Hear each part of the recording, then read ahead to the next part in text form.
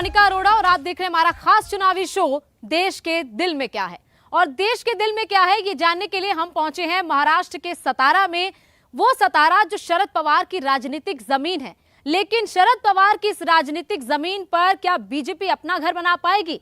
क्योंकि बीजेपी ने इस बार छत्रपति शिवाजी महाराज के वंशज उदयराज भोसले को मैदान में उतारा है, या फिर यहां से फिर से एनसीपी ही जीत जाएगी? इन्हीं सवालों के जवाब के लिए हम चलेंगे सतारा के अलग अलग गांव में, खेत खलिहानों में, कि वहां के किसान क्या सोचते हैं, वहां की महिलाएं क्या सोचती हैं, वहां के गली कूचों में चलेंगे कि वहां पर आखिर चुनावी माहौल क्या है। ये सब सवालों के जवाब लेंगे। तो चलिए चलते हैं हमारे सतारा के राजनीतिक सफर पर और जानते हैं कि सतारा के दिल में क्या है।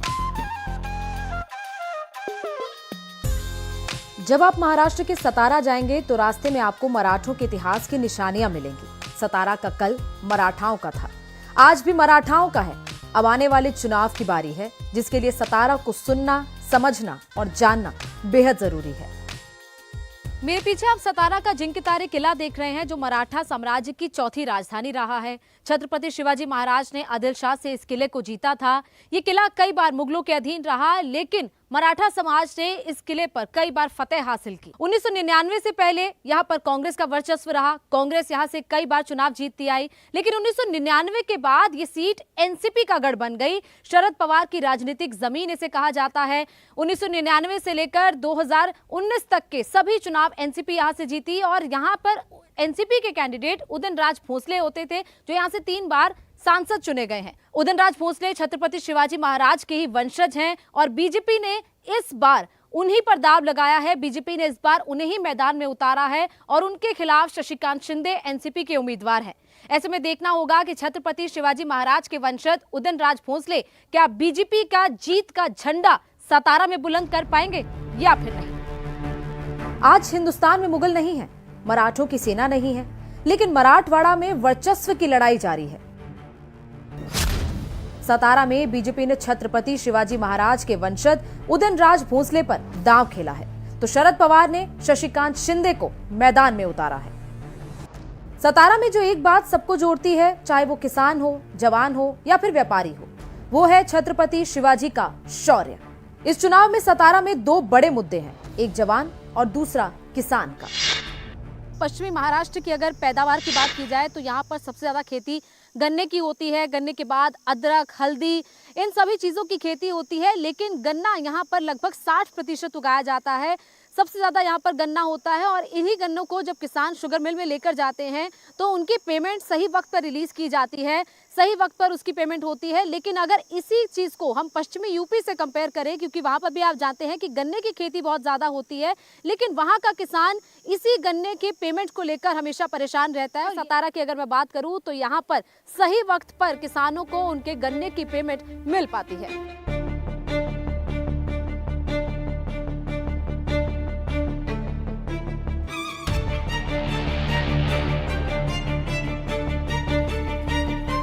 बाकी देश के किसानों और सतारा के किसानों में एक फर्क है।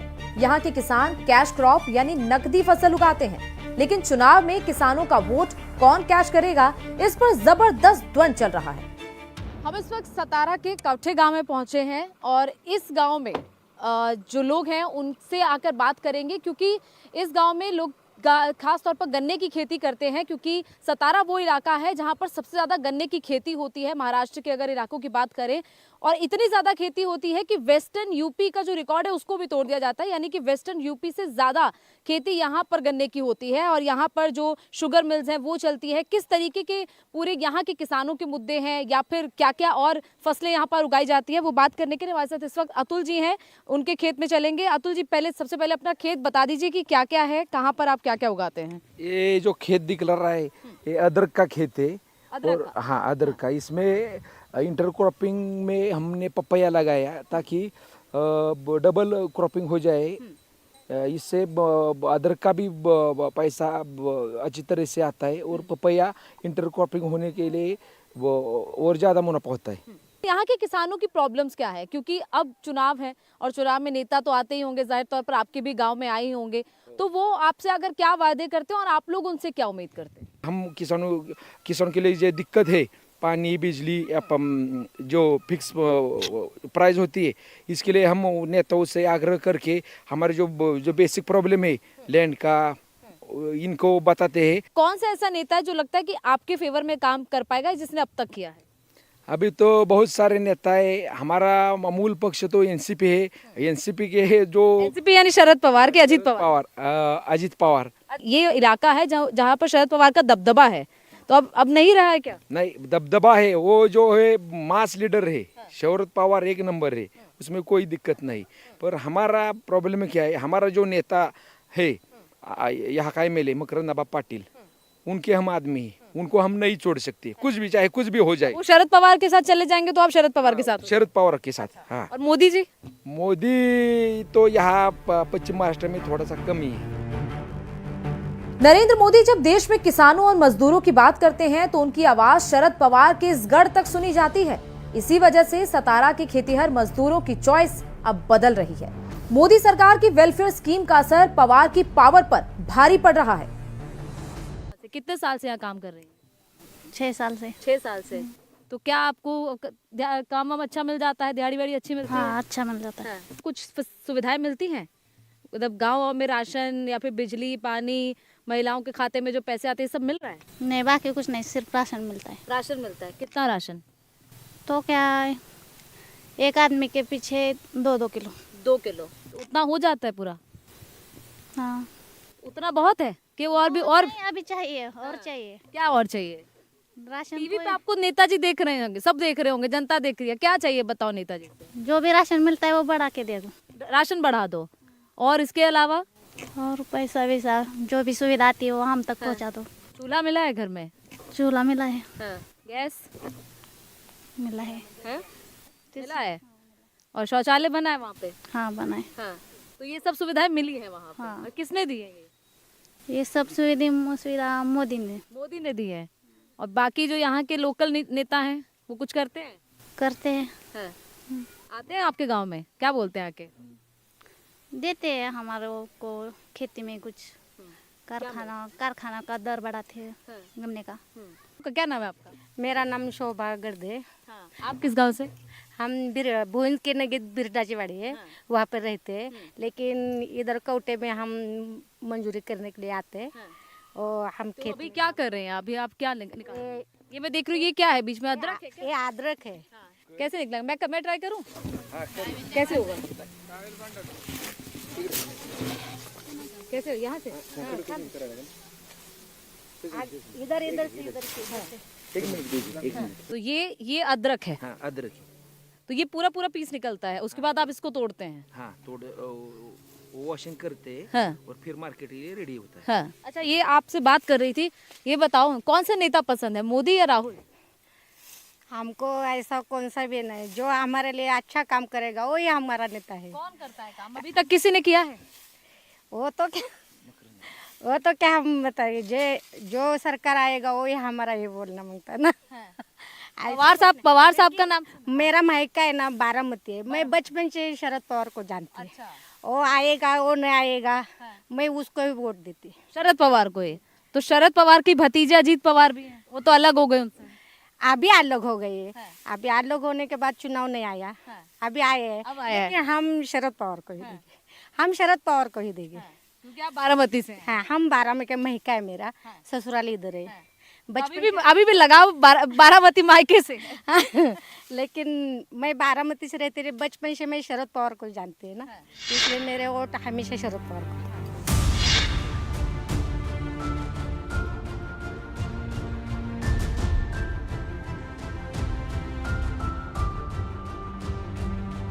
जब प्रधानमंत्री मोदी जवानों की बात करते हैं, पाकिस्तान को सबक सिखाने की बात करते हैं, तो सतारा पर इसका इम्पैक्ट पड़ता है। सतारा के इस गांव के हर मकान में शौर्य की एक कहानी है, इसीलिए यहाँ पर देशभक्ति सबसे पहले आती है।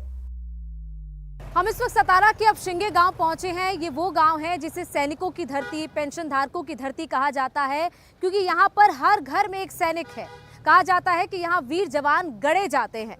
दरअसल जब पहला विश्व युद्ध हुआ था तो इसी गांव के 46 जवानों ने अपनी शहादत दी थी, और उसके बाद से ही इस गांव का नाम मिलिट्री अब शिंगे रख दिया गया। सतारा के अपशिंगे गांव को मिलिट्री अपशिंगे के नाम से भी जाना जाता है। प्रथम विश्व युद्ध से कारगिल वॉर तक इस गांव के सैनिकों ने अपनी बहादुरी और बलिदान से पूरे देश का गौरव बढ़ाया है। लाल बहादुर शास्त्री का दिया हुआ जय जवान जय किसान का नारा मिलिट्री अपशिंगे गांव में बेहद सार्थक साबित होता है, क्योंकि ये वो गांव है जिस गांव के हर घर से एक किसान निकलता है, जिस गांव के हर घर से सैनिक निकलता है। यहाँ पर यहाँ के लोग खेती भी करते हैं और यहाँ के लोग आर्मी में भी जाते हैं, और यही वजह है कि जो भी जवान शहीद हुए हैं इस गांव के, उनकी याद में ये स्मारक यहाँ पर बनाई गई है। जहाँ ये स्मारक है विजय स्तंभ, बिल्कुल उसके सामने इस तरीके से एक बैठकी लगती है शाम को। सैनिकों के शौर्य और बलिदान की धरती सतारा में इस बार Agniveer, one rank one pension, धारा 370 और पाकिस्तान को घर में घुसकर मारने जैसे मुद्दों पर चुनावी नैरेटिव बन रहा है। राष्ट्रवाद के मुद्दे पर मोदी अपने विरोधियों से आगे दिखाई दे रहे हैं। ये गांव का मिट्टी ऐसा है, ये कोई बच्चा पैदा होगा वो एक ही सोचेगा मैं सैनिक बनूंगा, मैं देश की सेवा करूंगा, इसमें दूसरा कोई उगता ही नहीं, सिर्फ फौलादी पैदा। ये गांव का वो यही बोल रहे हैं ना हम। अग्निवीर योजना जो शुरू हुई है, उस योजना को लेकर मोदी सरकार उसे लाई है, उसको लेकर विरोध भी काफी हुआ है, लेकिन अब कांग्रेस ने कहा है कि उस स्कीम को बंद कर दिया जाएगा। इस पर आप लोग क्या सोचते हैं? इस सेना को राजनीतिक क्यों बनाया जा रहा है? के घर में कोई और हैं जो सेना में है? मेरा भाई भी है और मेरे पिताजी भी रिटायर्ड। सबसे बड़ी बात है तब मोदी जी ने 370 कलम है ना JNK में हटाया, ये सबसे बड़ा काम किया हुआ है। क्योंकि उस टाइम पे मैं JNK में रहा हूँ, तो वहाँ के लोगों का रवैया ये सब कुछ सबसे गौर से नज़दीक से देखा मैंने। क्योंकि वहाँ के जो भाईजान लोग हैं ना, वो सीधा सीधा फौजी के ऊपर अटैक करने के लिए कम नहीं पड़ते थे। अभी कोई 70 कलम हटाने के बाद हिम्मत नहीं होती है कि अब पत्थर भी कोई उठा पाए। सब बिल्कुल सामने बैठे हैं, हम देखें। मैं कैमरामैन दिनेश जी से कहूँगी एक बार जरा घूम के दिखाएं। सामने पोस्टर लगा छत्रपति उदयनराज भोसले जी का, तो इन्होंने कुछ काम किया है यहाँ के लिए? किया है ना, वोट तो मांग रहे हैं, वो कह रहे हैं कि कमल का बटन दबाएं। कमल का बटन काम किया है? नहीं किया है, तो देंगे इनको वोट? देंगे ना। हाँ? इनको देंगे? क्यों? काम तो किया नहीं। देंगे। आप कब रिटायर हुए थे? मैं 2009 में रिटायर हुआ मैडम। 2009 में। कितना फर्क देखा है आपने उस वक्त के जो राजनीतिक पार्टियां या सरकार सेना को सपोर्ट करती थी, और इस वक्त जो सपोर्ट आप देख रहे हैं, तब ज्यादा था या अब ज्यादा? अब ज़्यादा हो रहा है मैडम। ऐसा क्यों? पहले कांग्रेस का ज़माना था तो इतना नहीं, लेकिन अभी मोदी ज़माना है तो बहुत अच्छा हो रहा है। इसके लिए हम मानते हैं कि मोदी है तो सब कुछ है। वो जब से आए तब से हम वर्ड से घूम रहे कि कहीं एंट्री नहीं किया। आपने कॉलर ऐसे ऊपर किया। जय श्री राम मोदी का आदमी हमें घर में घुस के मारता है वो, इसके लिए हम उनको पसंद करते हैं। हम ड्राइवर है, ऑल इंडिया घूमते हैं, कहीं बॉर्डर पर हमको तकलीफ नहीं है। अग्निवीर तो नहीं चाहिए, फौज हाँ नहीं चाहिए। 4 साल में 2 बच्चा ये आता है घर, वो फिर क्या करेगा? ऐसा भी है ना। कांग्रेस कह रही है वो स्कीम बंद कर देंगे, तो फिर कांग्रेस को की तरफ जाएंगे, वोट देंगे कांग्रेस को? कांग्रेस के उधर नहीं जाने वाले हम। वैसे कौन पसंद है, मोदी पसंद है राहुल गांधी पसंद? अभी मोदी पसंद है, लेकिन मोदी ही पसंद है। पश्चिमी महाराष्ट्र में कांग्रेस अग्निवीर योजना को मुद्दा बना रही है, लेकिन यहाँ भीषण गर्मी में आर्मी भर्ती की तैयारी करते लड़के लड़कियों को देखकर आप समझ सकते हैं कि कांग्रेस के मुद्दे का कोई असर नहीं हो रहा। मिलिट्री अपशिंगे गांव के हर घर में सैनिक है, और यही वजह है कि यहाँ पर एक मिलिट्री एकेडमी भी अब खुल गई है। लगातार यहाँ पर जो स्कीम को लेकर एक बातें की जाती है, अग्निवीर स्कीम को लेकर, उसको लेकर आपका क्या सोच? अग्निवीर स्कीम अच्छी है। क्यों अच्छी है? तो सभी को मौका मिल रहा है उसमें। तो पहले क्या है, उन्होंने अभी 50% किया है। पहले तो किया था 25% रहेंगे, फिर बाद में 75% वापस आएंगे। अभी उन्होंने क्या 25% 50-50 किया है। 50% रहेंगे अंदर और 50% बाहर। ये 50% जो भी बाहर आएंगे उनको भी फायदा है, और जो अंदर रहेंगे, अभी जो अंदर रह रहे वो कौन रह रहे जिसमें बहुत दम है। आपकी एकेडमी से अब तक कितने बच्चे जा चुके हैं फौज? अभी ये 2 साल में 32 लड़के गए। 32 बच्चे लड़के तो गए। 22 से 24 लाख रुपए मिल रहा है। तो इतना कम उम्र में, मतलब 4 साल में इतना, कोई भी कहीं पर भी जाओ आप, कहीं मिलेगा नहीं इतना। सतारा में बीजेपी डेवलपमेंट और छत्रपति शिवाजी की विरासत को बचाने का मुद्दा उठा रही है, तो विरोधी संविधान बचाने और महंगाई के मुद्दे उठा रहे हैं। लेकिन जब सवाल प्रधानमंत्री चुनने का आता है, तो हिंदू हो या मुसलमान, किसान हो या जवान, एक ही नाम आगे चल रहा है, नरेंद्र मोदी। हमको तो शशिकांत शिंदे ही अच्छे लगते हैं। और मोदी जी?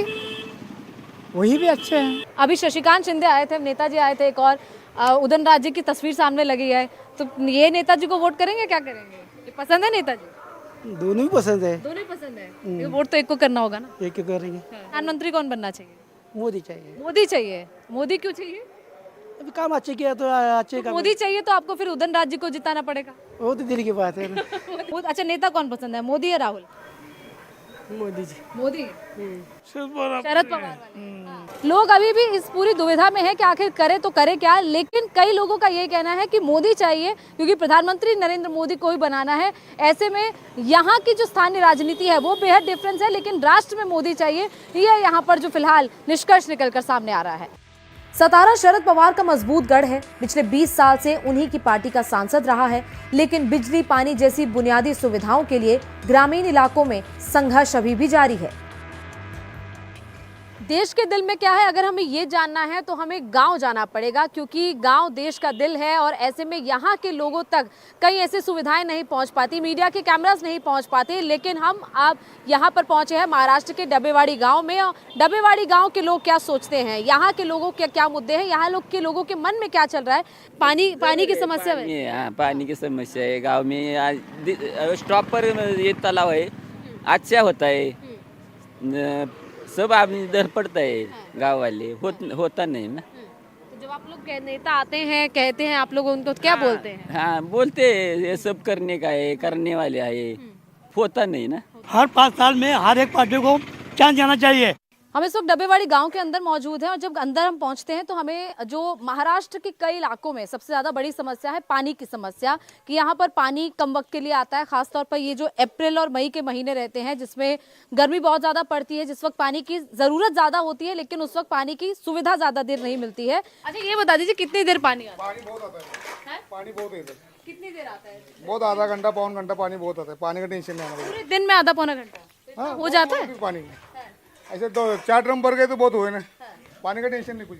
तो ऐसे 4 ड्रम आप भर लेते हैं पूरा दिन में। ये देखिए, जब पानी आता है तो ऐसे जो किसी के पास ड्रम रहता है वो ड्रम भर लेता है, किसी के पास जिस तरीके का बर्तन रहता है उनको ऐसे पानी भर लिया जाता है और इसी पानी को पूरा दिन में इस्तेमाल किया जाता है, फिर चाहे वो किसी भी काम के लिए हो। यानी कि जिस वक्त पानी आता है उस वक्त आपको अवेलेबल रहना होता है, आप पानी भर लें और उसके बाद पूरा दिन उससे चलाएं। सतारा के ग्रामीण इलाकों में चुनाव को लेकर खुलकर लोग बात नहीं करते, लेकिन मेहमानों का स्वागत दिल खोलकर करते हैं। जो राशन मिलता है वो कितना मिलता है आप लोगों को? हमें 10 किलो मिलता है। हमारे घर में 5 लोग रहते हैं, हमें 10 किलो मिलता है। यानी हर एक का 2-2 किलो। तो अभी बना के खिलाएंगे आप हमें रोटी जवार की? क्या बनाया, सब्जी क्या बनाया? आलू की सब्जी। आलू की सब्जी के साथ जवार की रोटी। अरे वाह। आप गांव में आ रहे हैं महाराष्ट्र के, तो ज़्यादातर आपको जब आप उत्तरी भारत में जाते हैं तो वहाँ पर आपको गेहूं का आटा ज़्यादा मिलता है, गेहूं ज़्यादा उगाई जाती है, लेकिन यहाँ पर क्योंकि खेती ज़्यादा जवार की होती है। और किस चीज़ की खेती होती है आपके यहाँ? सोयाबीन उगाते हैं, ज्वार, गेहूँ। और कोई सुविधा आप लोगों को, कोई और योजना का बीमा कार्ड वगैरह सब बना है? नहीं, आता अभी आयुष्मान कार्ड निकाला है वही, पर हमें अभी तक उसका मुझे उपयोग नहीं हुआ, मुझे जरूरत ही नहीं पड़ी अभी तक। लेकिन मिला है। तो नेता कौन सा पसंद है आपको? नेता कोई वैसे कुछ बता नहीं सकते। मतलब जो मोदी जी काम कर रहे हैं वो अच्छा कर रहे हैं या फिर बदलना चाह रहे हैं, इस बार चाह रहे हैं कि कोई और आ जाए, राहुल गांधी आ जाए? कोई भी आ जाए। आपको तो फर्क पड़ेगा ना, आपके लिए वही तो योजनाएं लेकर आएंगे जो नेता बनेगा। जो नेता है अभी आश्वासन देते हैं, बाद में कोई कुछ नहीं करता। खेड़े गांव में तो कोई नहीं आता है देखने को, कोई आता है 5 साल में, बाद में वोट देने के लिए ही आते हैं। अभी 5 साल बीतने के बाद फिर वोट मांगने के आएंगे। खेत में जो जवार उगा है उसी को पिसवाया गया और उसी की रोटी यहाँ पर ये देखिए तवे पर हल्का सा पानी डाला गया और उसके बाद ये रोटी, अब इसके ऊपर पानी भी डाला जाता है। पानी भी डाला जाता है। अच्छा, तो ये क्यों किया जाता है? ये ऐसा कड़क नहीं होता है ना। अच्छा, मुलायम रहती है, वरना जवार की रोटी ज्यादातर कड़क हो जाती है। हाँ, कड़क हो जाती है ना, उसे ऐसे फूलती है ना, वो कड़क हो जाते हैं। ऊपर का कवर होता है ना, वो इसको फुलाया नहीं जाता है। नहीं, फुलाया जाता है ना, अभी फुलाया जाता है। लेकिन अब आप इसको अलग तरीके से फुलाएंगे। तो ये देखिए, आपको इस तरीके से डाइवर्सिटी हमारे देश में दिखाई देती है।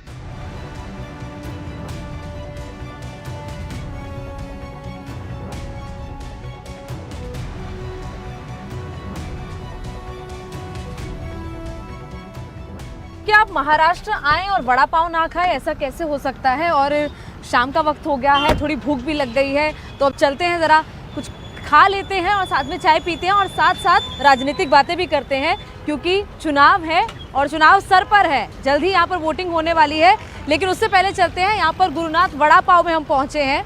उससे पहले देखते हैं कि वड़ा पाव बनता कैसे है और आपको भी बताते हैं। तो यहाँ पर देखिए बिल्कुल गरम गरम तेल में वड़ा पाव यहाँ पर तला जा रहा है। भैया आपका क्या नाम है? धना जी, कितने साल से कर रहे हैं वड़ा पाव का काम? 4-5 साल हो 4-5 साल। अच्छा व्यापार चलता है यहाँ पे। और यहाँ पे क्या चुनावी माहौल कैसा है इस टाइम? तो बढ़िया है। बढ़िया है। किसका लग रहा है जीतने का चांस? किसका लग रहा है जीतने का चांस? भाजपा। ऐसे क्यों? उनका ही चलता है। हाँ, यहाँ तो पवार जी का भी बहुत चलता है। पवार जी का भी चलता है, लेकिन अभी युवा पीढ़ी सब महाराज के पास है ना। हाँ, तो युवा अजीत पवार के साथ और जो घर के बुजुर्ग हैं वो शरद पवार के साथ। हाँ, युवा भाजपा के साथ। तो भाजपा है यहाँ पे, मतलब लोग सुन रहे हैं भाजपा को। क्या फायदा युवाओं को क्या मिला है? एक बीच में चला था जुमला कि युवा पकौड़े तलेगा, तो है? ये भी तो जुमला चला था। विपक्ष ने कितना मजाक उड़ाया था कि बताइए युवा पकौड़े तलेगा। अब खुद की बात है, क्या करने का, क्या नहीं करने का। तो अब क्या मिलेगा हमें? क्या मिलेगा खास खाने को? तो देखिए गर्मा गर्म वड़ा पाव इस वक्त हमारी सीट पर आ चुका है और हमारे साथ कुछ लोग भी हैं जिनसे बात करते हैं। तो सर भाई साहब नाम बताइए अपना। नंद कुमार नलौड़े। नंद कुमार जी यहीं के रहने वाले हैं? यहीं के रहने वाला। अच्छा, क्या लग रहा है यहाँ पर इस बार? हिंदी बोलने का सर? हाँ हिंदी। अभी किस बात से बोल रहे हैं आप? चुनाव तो अभी इधर महाराष्ट्र का सब उधर महाराष्ट्र का ही वर्चस्व है। इधर अभी जो बीजेपी के माध्यम से इधर जो अभी रास्ते काम है, अभी देख रहे हैं आप, काम चल रहा है। तो गडकरी साहब ने ये लाइन अभी पुणे 6 पदरी और पुणे से बेंगलोर तक अभी हम पहले 12 घंटे, अभी 7 घंटे में हम उधर जाते हैं। कहाँ सब बीजेपी बेंगलोर 7 घंटे में? यहाँ से? वाह क्या बात है। ये वक्त क्लियर बीजेपी है, इसलिए वो चल रहा है। यहीं से आप लोकल? हाँ यही से। क्या इस बार चाह रहे हैं? इस बार मोदी आएंगे। मोदी आएंगे। क्यों आएंगे? मोदी ही चाहिए। हाँ, क्यों? पर अभी कैसा है, देश की जिस प्रकार प्रगति चल रही है ना, तो हमें मोदी ही चाहिए। 1962 से 1998 तक सतारा कांग्रेस का किला रहा। 1999 में पहली बार एनसीपी ने यहां जीत दर्ज की, तो अब तक उनका जलवा कायम है। भतीजे अजीत पवार का पाला बदलने और पार्टी तोड़ने के बाद शरद पवार इस बार अपने गढ़ में कमजोर दिख रहे हैं। ऐसे में देखना है कि इस बार सतारा के मशहूर कांदी पेड़े का स्वाद किस पार्टी को मिलता है। जब हम सतारा आए हैं तो सतारा का जो सबसे फेमस होता है वो होता है यहाँ का कंदी पेड़े। कंदी पेड़े क्या होता है, कैसा होता है, वो हम आपको पहले यहाँ पर दिखाते हैं। ये जो सामने रखे हुए हैं ये कंदी पेड़े होते हैं। सबसे पहले तो नाम बता दीजिए मुझे अपना। अमित लाटकर। अमित लाटकर जी, ये आपकी दुकान में जो कंदी पेड़े मिल रहे हैं यहाँ का फेमस है, कैसे बनता है, ये क्या खास है इसका? ये खवा रहता है, साकर रहता है और वेलची रहता है उसमें। वो पहले खवा 10-15 मिनट वो कोयले के भट्टी पे उसको क्या बोलते हैं? हाँ भूनते हैं। फिर शक्कर डालते हैं, फिर उसको सुखाने को लगता है, फिर वेलची डालते हैं। फिर क्या डालते हैं? वेलची। हाँ। तो क्या होता है? इलायची। तो पहले बहुत ही सॉफ्ट है, ये बहुत ही बढ़िया है, मतलब ऐसा लग रहा है कि मुंह में घुल जाएगा। ये बहुत ही मुलायम, बहुत ही बढ़िया। इस बार किसका मुंह मीठा कराया जाएगा? उदयनराज भोसले या फिर शशिकांत शिंदे? नहीं, हम तो उदयनराज की। मैडम आपका क्या नाम है? रूपाली बारसी। रूपाली जी, किसका मुंह मीठा कराएंगे इस बार? ये कोई पेड़े लेने आए हैं क्या? उदयनराज सर। उदयनराज जी का क्यों ऐसा? नहीं बस ऐसे। बीजेपी की सरकार भी आपने देख ली, आपने एनसीपी की भी देख ली, आपने शिवसेना भी देख ली, सब देख लिए। कौन काम करता है? काम तो क्या सब एक जैसा ही है सब। 7 मई को जब वोटिंग होगी और 4 जून को जब नतीजे आएंगे तभी देखेंगे कि आखिर सतारा के इस राजनीतिक इतिहास में इस बार कौन झंडे गाड़ने वाला है। कैमरा पर्सन दिनेश देवांगन के साथ कनिका अरोड़ा, इंडिया टीवी, सतारा।